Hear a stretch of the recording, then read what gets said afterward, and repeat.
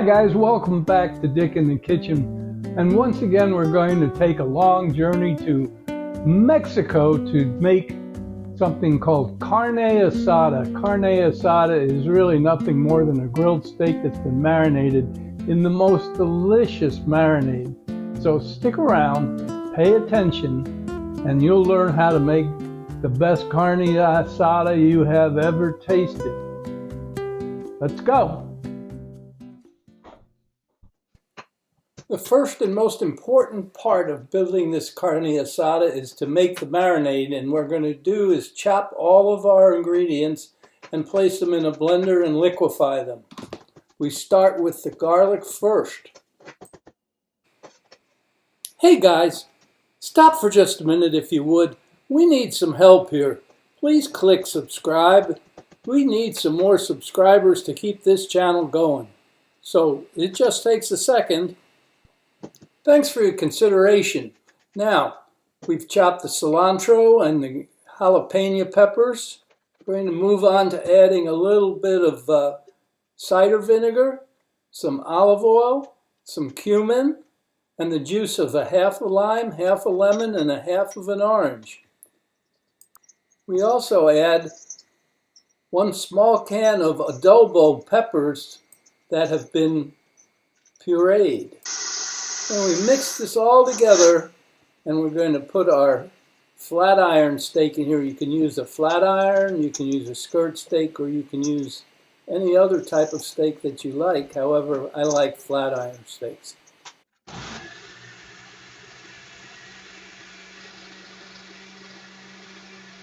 I'm also going to use my handy little gadget to hold the plastic bag. Those things are irreplaceable. If you haven't already gotten one, I really suggest that you go to Amazon and pick one up as fast as you can. They're really cheap. The link is in the description. After putting the steak in the plastic bag with the marinade, we put it in the refrigerator and marinate it for at least 4 hours to get the flavor to fully infuse through the beef.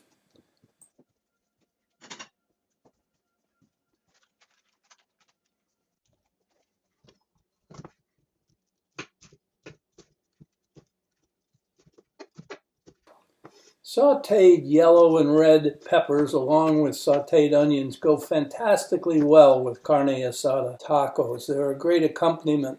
Slice them the long way, all the way across and then in half, and saute them gently until they're just starting to get brown and they're perfect to put on your taco.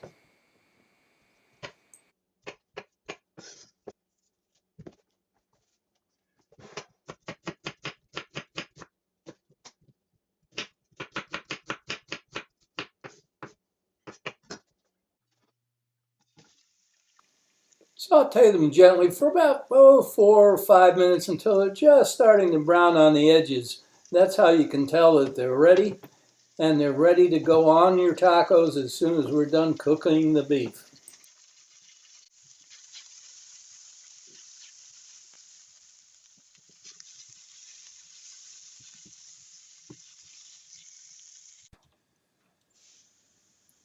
After the beef has been marinated for about 4 hours, it's time to cook it. I prefer to cook it on a charcoal grill or a gas grill, but you can also do it on the stovetop using cast iron or a grill pan. In this case, we're going to use our outside gas grill. We're going to cook the steaks for about 4 minutes on each side until they're nice and medium rare and juicy and ready to eat.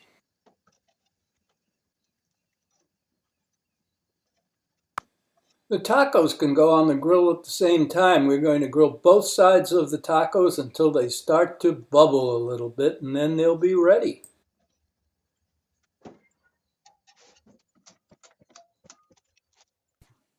All right, now that the beef is fully cooked, we're going to take it inside, put it on a cutting board, and let it set up for about 10 minutes before we slice it.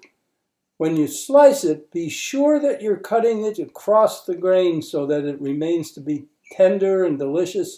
Otherwise, if you cut it the other way, it could be very tough. Place your sliced beef on a platter along with your red peppers and onions.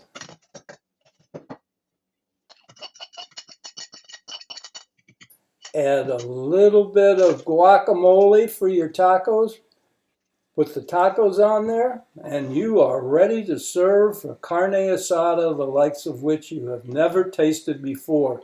It's delicious. Doesn't this look delicious? If you'd like to find out more about some of these delicious stick in the kitchen recipes, just subscribe, like this video, and come back and see us next week for something new.